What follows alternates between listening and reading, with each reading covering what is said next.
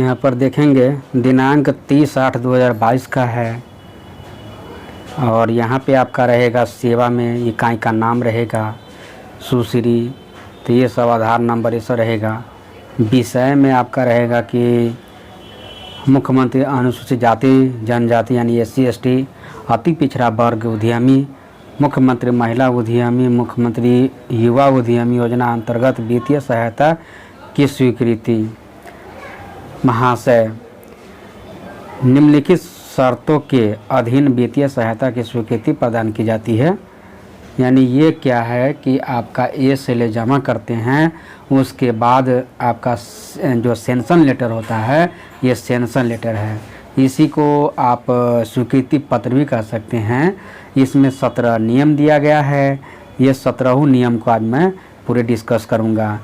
इसमें बहुत अच्छा बात दिया गया है कि GST बिल के बारे में क्या कैसे क्या करना है। हो सकता है कि आपका मान लेते हैं बिजनेस का स्थान आप चेंज करना चाहते हैं, आप चाह रहे हैं कि जहाँ पे बिजनेस करना चाहें एड्रेस आप दिए थे उस एड्रेस को आप चेंज करना चाहते हैं तो आप चेंज कर सकते हैं या नहीं कर सकते हैं। वो सारे कुछ इसमें बहुत अच्छा दिया गया है। थोड़ा आप टाइम दीजिएगा तो मैं अच्छी तरह से मैं इसको समझा सकता हूँ। ओके, आप टाइम देना चाहिएगा, ठीक है। मैं उम्मीद करता हूँ कि आप इस वीडियो को थोड़ा पूरा देखिएगा, थोड़ा टाइम दीजिए, समझे, क्योंकि आप ही के हित के लिए बनाया गया है। 17 को जो दिया गया है यहाँ पर देखा जाए, हालांकि मैं पहले भी एक वीडियो बनाया था लेकिन वो उतना क्लियर नहीं था, इसलिए आप उसको इग्नोर कीजिएगा। ये न कहिए कि दोबारा डाल दिया है, क्या दिक्कत है, अपना भाई है। हम मान लेते हैं कि आपके हित के लिए उस समय बढ़िया से नहीं समझा पाया हूँ, लेकिन अब मैं इसको बड़ी अच्छा से मैं तैयारी करके आया हूँ। मैं इसका अगर थोड़ा भी मिस्टेक हो तो इसको माफ़ कीजिएगा। यहाँ पर देखिए, पर मैं समझाने का प्रयास कर रहा हूँ। एक्चुअली होता क्या है कि जब आपका आवेदन होता है, ट्रेनिंग होता है, ट्रेनिंग के दौरान आपको क्या होता है कि DPR जमा करना पड़ता है। ओके, जब आपका DPR जमा हो जाएगा तो उसी के आधार पर पहला है कि आवेदक द्वारा उद्योग विभाग बिहार सरकार को समर्पित विस्तृत परियोजना परिवर्तन यानी DPR के अनुरूप नए उपक्रम की स्थापना की जाएगी। यानी जो भी आपका जो उपक्रम लगाइएगा वो DPR के आधार पर ही होगा। बहुत सारा लोग पूछ रहे हैं कि DPR में हम अभी जो शेड आप निर्माण कीजिएगा, जो पहला किस्त हमें मिला है 4 लाख की राशि, उसको हम जो है खर्च कैसे करें। तो जो DPR में है उसके आधार पर आपको खर्च करना है। ओके, अब इसमें है कि उसी DPR के अनुरूप आपका जो उपक्रम है स्थापना की जाएगी। उद्यमी द्वारा इस परियोजना को किसी पुरानी परियोजना के साथ जोड़ा नहीं जाएगा। अब क्या है कि हो सकता है कि पहले से आप बिजनेस कर रहे हैं, आप चाह रहे हैं कि आप मेरा जो ये बिजनेस जो हम लगाना चाह रहे हैं उद्योग, हम पहले से लगा रहे हैं उसी को हम यूटिलाइज करें, तो नहीं। आप जो पहले से बिजनेस कर रहे हैं उसमें इस पैसा को इन्वेस्टमेंट नहीं कर सकते हैं, खर्च नहीं कर सकते हैं। ये इनका कहना है कि जो पुरानी आपका परियोजना है हम उसके साथ हम नहीं जोड़ेंगे, नया जो परियोजना के आधार पर होगा। DPR से किसी तरह का विचरण की सूचना महाप्रबंधक जिला उद्योग केंद्र कार्यालय को दी जाएगी। अब यहाँ पर क्या है कि हो सकता है कि DPR में कोई चेंजिंग करना हो, कुछ करना हो, तो इसकी सूचना आपको जिला उद्योग केंद्र को देना पड़ेगा तथा इसकी विवरणी ऑनलाइन भी दाखिल सबमिट किया जा सकता है। ऑनलाइन भी आप दाखिल खारिज कर सकते हैं, दाखिल आप सबमिट कर सकते हैं। इसके बाद है कि आपका लाभुकों को स्वीकृति के उपरांत प्रस्तावित उपक्रम कार्यकलाप अथवा स्थान में विचलन की स्वीकृति नहीं की जाएगी। दूसरा पॉइंट क्या है कि आपका पैसा मिल गया दूसरा जगह के लिए, आप दूसरा जगह जो है आप स्थान को आप जो है प्रस्तावित करना चाह रहे हैं, तो ऐसा नहीं होगा सर, आप अपना मन से नहीं कर सकते हैं। तो कह रहा है क्या कि किसी विचलन, आगे उसी में है कि किसी विचलन अथवा संशोधन की आवश्यकता होने पर लाभुक को उद्योग विभाग बिहार सरकार से लिखित अनुमति प्राप्त करनी होगी। अगर आपको हो सकता है, एक चांस आपको दिया गया है, आपको लिखित लेना पड़ेगा कि हम सर हम अमुक जगह से हम दूसरा जगह हम ले जाना चाह रहे हैं, तो उनसे आपको अनुमति लेना पड़ेगा। अनुमति जनरली दिया देता है। तो आपको मैं यही कहना चाहूँगा कि आप मान लेते हैं कि कोई भी आप उसको स्थान में अगर आप परिवर्तन करना चाह रहे हैं तो यहाँ पे एक जो है कार्यकलाप भी दिया हुआ है, उपक्रम या जो कार्यकलाप है। हो सकता है कि प्रोजेक्ट चेंज की बात तो ये नहीं कर रहा है, तो कार्यकलाप तो पूरा प्रोजेक्ट ही होता है अथवा स्थान। आप जा कर के एक बार जो है ना इसमें आप अनुमति ले सकते हैं कि हो सकता है कि प्रोजेक्ट भी चेंज करना पड़े तो कुछ भी आप अपना मन से नहीं कीजिएगा, समझे। तो आपको बिहार सरकार से लिखित अनुमति देना पड़ेगा। इसके लिए आपको जिला उद्योग में जाना है, तो उनको इन्फॉर्म कर दीजिएगा सर हम जो है ट्रेड चेंज करना चाहते हैं। हो सकता है कि आपका मन होगा कि सर हम जो है हम स्थान चेंज करना चाहते हैं, तो जिला उद्योग केंद्र में जाइएगा, लिखित रूप से आपको ये काम करना है। तीसरा पॉइंट बोल रहा है क्या कि इस योजना अंतर्गत आवेदकों को स्वीकृत राशि की विमुक्ति 2 किस्त में की जाएगी। ये तो आपको पता है। 100% में आपका है 10 लाख है, तो 40% और 60%, तो 40% में 4 लाख पहला किस्त दिया जाएगा और 60% यानी 6 लाख आपका दिया जाएगा सेकेंड किस्त दिया जाएगा। अब उसमें भी कंडीशन है। कंडीशन क्या है,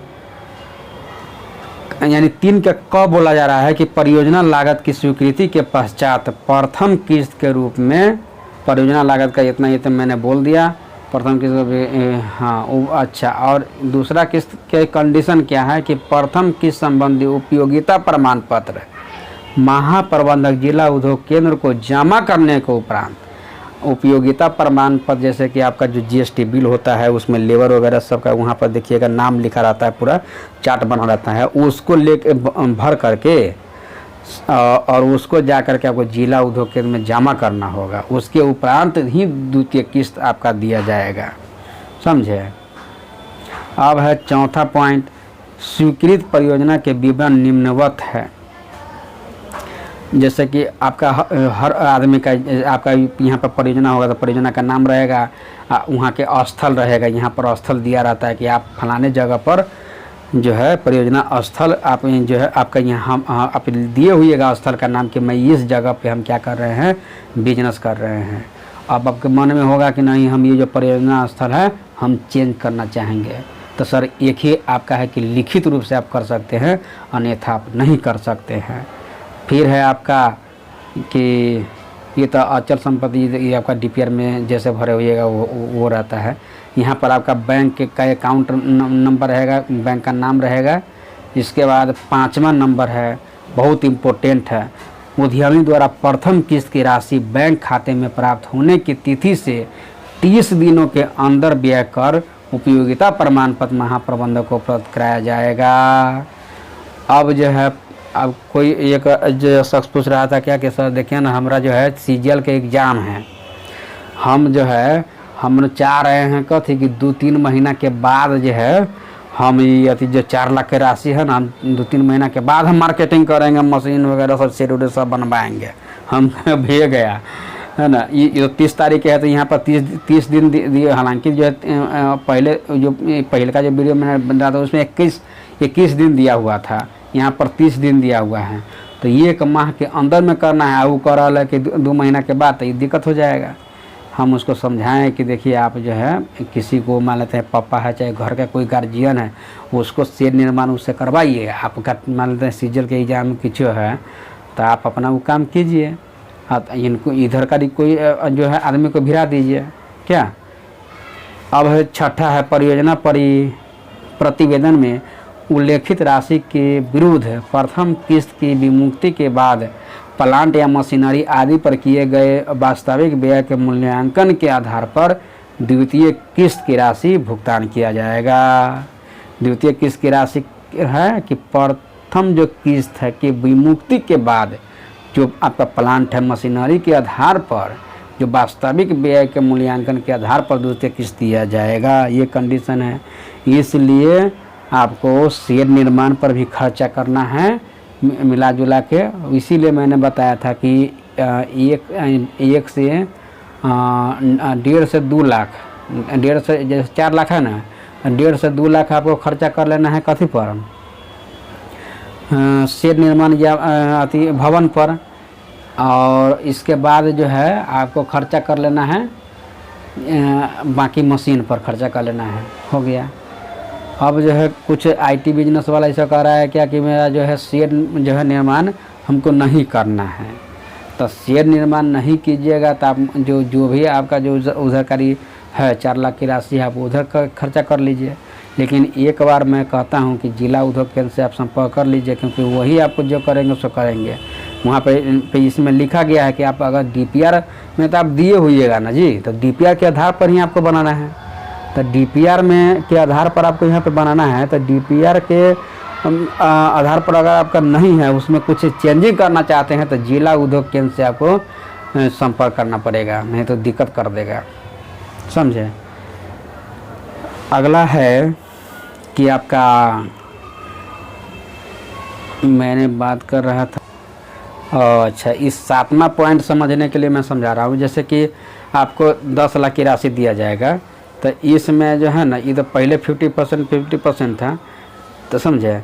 तो इसमें क्या है, 10 लाख की राशि में आपका 5 लाख माफ़ है, 5 लाख आपका लौटाना है सरकार को। तो जो सरकार को लौटानी है ना, तो आरटीजीएस और एनईएफटी के माध्यम से आप उसको जो सूद सहित जो है, या कितना को सूद SC/ST को नहीं भी लगता है और महिला को भी नहीं लगता, तो जिसका सूद है सूद सहित आपको लौटाना पड़ेगा। तो किसके माध्यम से लगाना पड़ेगा, आरटीजीएस और एनईएफटी के माध्यम से आपको लगाना पड़ेगा।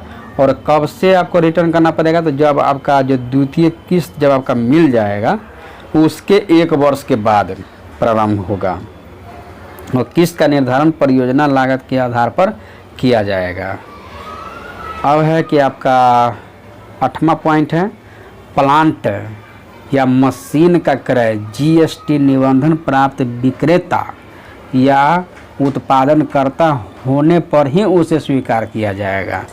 अब ये GST बिल के साथ आपको होना चाहिए। ऐसा नहीं है कि मशीन आप दूसरे जगह से ले लिए और ओकरा जो है GST रजिस्ट्रेशन वो करैली नहीं है, तो वैसे दुकान में वैसे शॉप में आपको ख़रीदना है, मशीन ख़रीदना है कि जहाँ पे GST बिल वो प्रोवाइड कराता हो।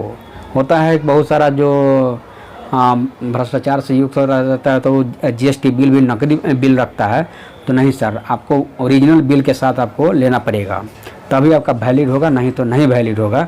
तो ये इतना बात आपको ध्यान में रखना है कि जब भी आप मशीन खरीदने जा रहे हैं तो आपको ध्यान में रखना है कि जो GST बिल निबंधन है प्राप्त विक्रेता है या उत्पादनकर्ता मैन्युफैक्चरिंग करता है, उसी से आपको GST बिल के साथ आपको मशीन खरीदना है, और उसी से खरीदेगा तब तो GST बिल के साथ देगा। अब है टूरिस्ट टैक्सी है, तो हालांकि इसको देखिएगा हटा भी दिया है, लेकिन इसमें कंडीशन 9 है कि टूरिस्ट टैक्सी हेतु परियोजना स्वीकृति के पूर्व ड्राइविंग लाइसेंस प्रस्तुत करना होगा। अब टूरिस्ट टैक्सी है, इस सब लाइसेंस चाहिए, ड्राइविंग लाइसेंस होना चाहिए, तो आम बात है। 10वां पॉइंट है कि परियोजना स्वीकृति के 7 दिन के अंदर आवेदक को क्रियान्वयन एकरारनामा यानी SLA पर हस्ताक्षर करवाना होगा। यह महाप्रबंधक जिला उद्योग केंद्र की जिम्मेवारी होगी। ये तो हो गया है, क्योंकि आपका ये SLA हो गया तभी तो आप यहाँ पे है। तो ये DPR के बाद जो है ना सर, आपका जब परियोजना स्वीकृत जब हो जाएगा, स्वीकृत जब राशि आपका हो जाएगा, उसके बाद सर आपका जो है 7 दिन के अंदर में SLA होता है। तो SLA को ही एकरारनामा बोला जाता है।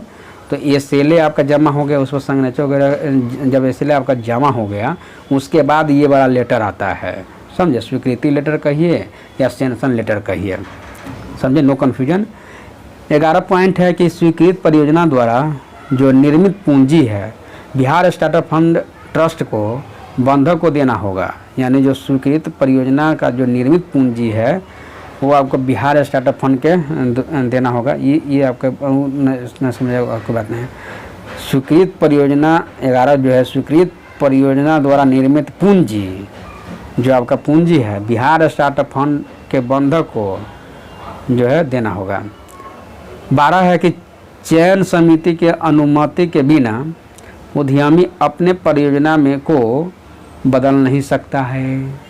यह बहुत अच्छा पॉइंट है कि परियोजना में अगर बदलना है तो उसके लिए आपको चयन समिति है उससे आपको अनुमति लेना है, तभी आप परियोजना का बदल सकते हैं। अब बहुत लोग पूछ रहे हैं कि मेरा जो फर्स्ट पेमेंट मिल गया है तो क्या मैं परियोजना जो चेंज कर सकता हूं? तो देखिए सर, एक बार आप यहाँ पे कंडीशन दिया है सेंक्शन लेटर में तो आप कर सकते हैं। इसके लिए आपको क्या करना है, जो चयन समिति है, चयन समिति से सिफारिश लेना पड़ेगा, अनुमति लेना पड़ेगा। आई होप आपको ये क्लियर हो गया होगा। 13 नंबर है, महाप्रबंधक जिला उद्योग केंद्र एवं आवेदक के बीच जो SLA है यानी स्टेटमेंट ऑफ लोन एग्रीमेंट के हस्ताक्षर के बाद स्वीकृत राशि की भी मुक्ति होगी। तो ये तो सही बात है कि जो आपका स्वीकृति हुआ है SLA के बाद ही हुआ है, उसी को रिपीट कर रहा है। 14 नंबर है, स्वीकृत ऋण का भुगतान द्वितीय किस्त की विमुक्ति के 1 वर्ष बाद अथवा 13 माह से प्रारंभ होगी। ऋण चूक होने पर ऋणी को दंड, अच्छा क्या कह रहा है कि ऋण चूक होने पर, यानी ऋण आप मान लेते हैं कि जो किस्त है आप नहीं लौटाएं, पैसा आप नहीं लौटाएं, तो ऋणी को दंड सूद के साथ पूरी राशि बिहार स्टार्टअप फंड ट्रस्ट को नियमानुसार जमा किया जाएगा। ओके, पूरा राशि आपसे वसूल लेगा। समझौता के नियम टूटने पर अर्थात पालन नहीं होने पर परियोजना की स्वीकृत एवं वितरित राशि राज्य सरकार के भू राजस्व के तौर पर PDR 1 के तहत वसूली की जाएगी। वसूली कैसे कर लेगा वो दिया हुआ है। इसके बाद है, निम्नलिखित स्थिति में कुल विमुक्त राशि उद्यमी से वसूल की जाएगी। वसूल जो है किस कंडीशन में करेगा आपसे वो देखिए। पहला है 16 का क कह रहा है कि लाभुक द्वारा स्वयं व्यवसाय न कर किसी अन्य व्यक्ति के माध्यम से व्यवसाय करा रहे हैं। होता है कि बहुत आप मान लेते हैं कि आप अपना नाम से ले लिए, आप चाह रहे हैं क्या कि गार्जियन हमारा है ओकरा नाम से हम करवाए, यानी वो करे हम न करें। उस परिस्थिति में वही है कि आप पर जो गवर्नमेंट है, सरकार खर्च कर रही है लाभुक पर कि ये बिजनेस को आगे लेकर के जाएगा। आप जो है पैसा ले लिया, आप दूसरे के नाम से करवा रहे हैं। अगर घर के कोई व्यक्ति है तो मान लेते हैं कुछ वो तो बचाव कर लेगा, हम लोग अपना में बतिया रहे हैं। हालांकि अगर अपने से कर रहे हैं तो ज़्यादा ठीक है। हो सकता है कि कहीं आप पढ़ाई कर रहे हैं, कुछ ये कर रहे हैं, आपको टेंशन ज़्यादा है, आप चाह रहे हैं कि नहीं हम अपना जो प्रोजेक्ट हम दूसरे से करवाएं, तो यानी बिचौलियों से नहीं करवाना, यानी तीसरा पक्ष से नहीं करवाना है। आप अपने घर का कोई मान लेते हैं कि भाई है, सहोदर भाई है, तो वो अगर कर रहा है तो ज़्यादा दिक्कत नहीं होने वाला है। क्योंकि वहाँ पर वो आएगा तो कहीं चेकिंग आएगा तो वो फ़ोन कर देगा आपका भाई हो ये नहीं आवा तनका जैसे आयल हो चेकिंग, चाहे वो कहेगा कि हम वही रहता है, वो गया है थोड़ा दूसरा जगह, तो आप बच सकते हैं। कहीं दूसरवा के नाम से रहेगा वो दूसरा आदमी कहेगा हमर है कि वो सब अति करेगा, तो उस परिस्थिति में दिक्कत होगा। ये कहना है कि होता है कि कोई जो है आप जो राशि ले लिए पहला किस्त या जो भी राशि आप 10 लाख राशि आप ले लिए, आप अपना प्रोजेक्ट आप दूसरा को दे दिए, तो उस परिस्थिति में आपका दिक्कत हो सकता है। 16 का ख कह रहा है कि लाभुक द्वारा प्रत्यक्ष अथवा परोक्ष रूप से उपक्रम को बेच दिया गया है। बहुत अच्छा है, वही बात मैं समझा रहा हूँ कि या तो आप जो है डायरेक्टली इनडायरेक्टली अगर हो सकते हैं आप उसको प्रोजेक्ट का बेच दिए हैं, उस परिस्थिति में भी आप पूरी राशि वसूल की जाएगी और आपका दंड भी किया जा सकता है। 16 का ग बोला जा रहा है कि लाभुक द्वारा आवेदन में झूठी घोषणा की गई जिनके आधार पर स्वीकृति निर्गत की गई। आपने हो सकता है कि जब आवेदन किया उस समय में कुछ गलत इन्फॉर्मेशन देने के बाद अगर सही पकड़ा गया कि आपने गलत किया था तो उस परिस्थिति में आपको वसूली किया जाएगा। घ बोल रहा है 16 का घ कि लाभुक द्वारा एकरारनामा यानी SLA एवं स्वीकृत्यादेश के शर्तों का उल्लंघन किया गया हो उस परिस्थिति में। 17 बोल रहा है कि प्रथम किस्त की विमुक्ति के पश्चात एवं द्वितीय किस्त की विमुक्ति के पूर्व उपक्रम के परिश्रम का निरीक्षण किया जाएगा। यानी पहला किस्त मिल गया, दूसरा किस्त आने वाला है, तो वो इससे पहले प्रथम किस्त दूसरा किस्त के बीच में जो है GPS सिस्टम से यहाँ पे तो क्लियर नहीं किया गया है, लेकिन मैंने बताया था आपको एक वीडियो में, गोपालगंज के एक जिला उद्योग जो है वो उन्होंने बताया था, चंद्रबिंदु प्रसाद जी, हाँ याद आ गया। उन्होंने बताया था कि जीपीएस सिस्टम से जो है वीडियोग्राफी किया जाएगा, जो भी आपका है फोटोग्राफी किया जाएगा। तो ये सब बहुत ही अच्छा बात है कि निरीक्षण आपका होगा। और अगर कंडिका 16 जो दिया गया है, या ये वाला कंडिका जो 16 दिया गया है, ये 16 का अगर में यथा उल्लेखित किसी तरह की अनियमितता पाई जाती है तो स्वीकृति को रद्द करते हुए विमुक्त कुल राशि की वसूली राज्य सरकार के भू राजस्व के रूप में लाभुक से की जाएगी। प्रतिलिपि है निकासी एवं व्ययन प्राधिकारी Bihar startup fund trust Patna को सूचनार्थ एवं आवश्यक कार्रवाई हेतु प्रेषित। तो यहाँ पे देखा जाए कि जब भी आपका जो पहला किस्त मिल गया और दूसरा किस्त आपका मिलने वाला है, समझे, तो इस बीच में आपका यहाँ पर जो है इसी बीच के अंदर में क्या होगा कि आपका स्थल निरीक्षण किया जाएगा। इसमें आपको खास ध्यान रखना पड़ेगा कि आपका ज़्यादा जो छानबीन किया जाएगा इस 16 जो खंडिका है उस पर फोकस किया जाएगा। 16 खंडिका बोल रहा है क्या, ये एक बार पढ़ लीजिएगा कि ये इन्हीं बातों पर ध्यान में रखेगा कि ये जो अपना खुद से व्यवसाय कर रहा है कि बेच दिया है कि जो एसेल है, ये सब कुछ हमें गलती सूचना दिया है, ये सब को आपका जांच किया जाएगा। मेनली यही सब है। और देखा जाएगा शेड निर्माण ये सब किया है कि नहीं, मशीन वगैरह लगाया है कि नहीं, यही सब बातों का ध्यान में रखेगा। मेनली आपका जो उपयोगिता जो आप भर के दीजिएगा महाप्रबंधक को, वो सब भी माने रखेगा। तो आई होप ये वीडियो अच्छा लगा होगा। बहुत बहुत धन्यवाद। टेलीग्राम इंस्टाग्राम पर जुड़ने के लिए आपको सबसे पहले BST ऑल टिप्स टाइप करना है। BST एक साथ रहेगा, ऑल एक साथ रहेगा, टिप्स एक साथ रहेगा। जो ही टाइप करेंगे तो वहाँ पे आ जाएगा। यहाँ पे मेरा लोगो भी लगा रहेगा। नमस्कार, मैं हूँ हरि नारायण कुमार। अगर आपको ये वीडियो पसंद आया हो तो इसे लाइक और शेयर ज़रूर करें। और हाँ, हमें सब्सक्राइब और फॉलो करना ना भूलें ताकि आप इस प्रकार के कोई भी वीडियो मिस ना करें। तो जुड़िए हमारे साथ और देखते रहिए BST ऑल टिप्स।